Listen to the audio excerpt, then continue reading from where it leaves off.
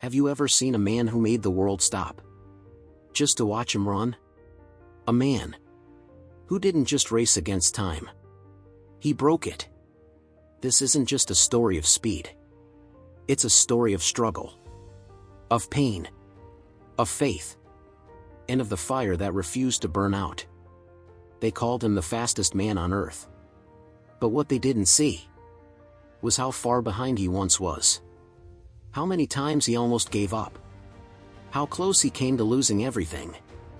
From a small town in Jamaica to standing tall on the Olympic podium, arms wide open like a lightning bolt. This is not just about gold medals. This is about the soul of a warrior. This is the story of Usain St. Leo Bolt, the man who outran fate and made the world believe in the impossible. Before the gold medals, before the records, before the world even knew his name, he was just a barefoot boy, running wild through the hills of Sherwood Content, a quiet village in rural Jamaica. Born on August 21, 1986, to Wellesley and Jennifer Bolt, humble shopkeepers trying to make ends meet, Usain Bolt's world was simple. A dirt road, a cricket bat, and one dream: to play for the West Indies. He never dreamed of being a runner. He wanted to hit sixes, not break seconds. But fate had a different plan. From the beginning, there was something unusual about him. He was taller than the other kids, faster, restless. Even in school, he couldn't sit still. His teachers were often frustrated.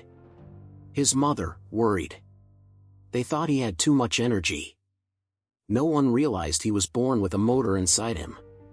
At Waldensia Primary School, he would race his classmates just for fun. Sometimes barefoot.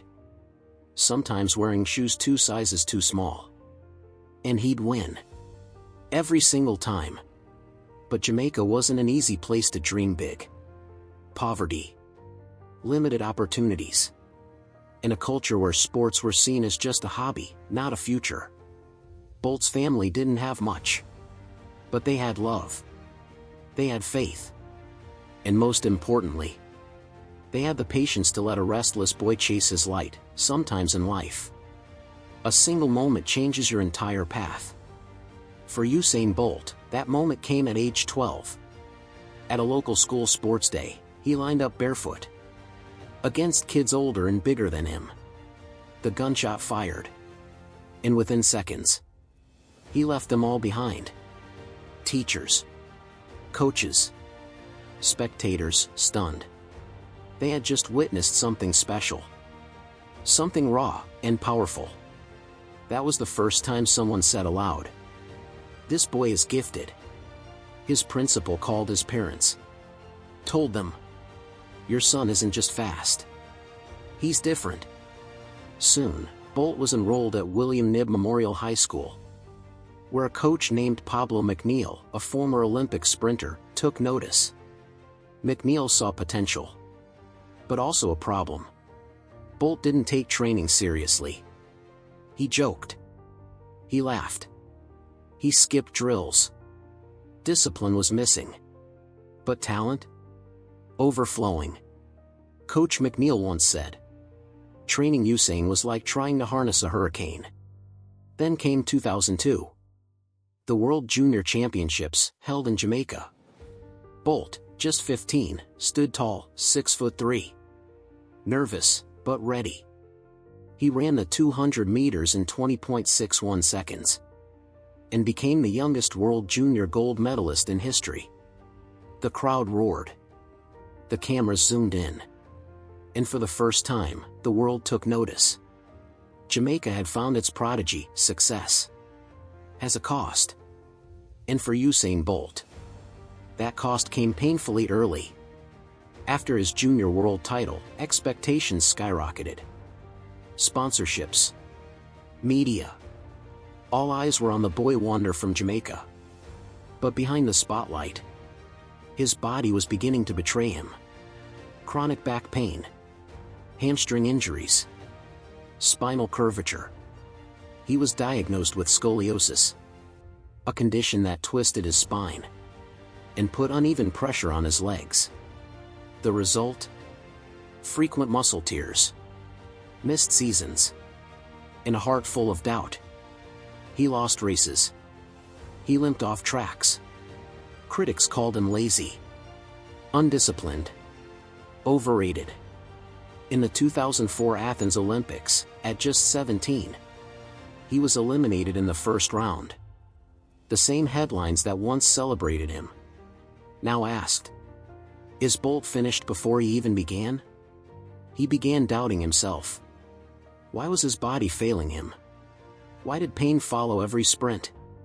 There were days he wanted to quit, to give it all up, to fade into memory as a what could have been. But deep inside, something burned. He remembered running barefoot as a child. He remembered his mother's prayers, his father's silent support. And he remembered what it felt like to fly. So instead of walking away, he chose to fight.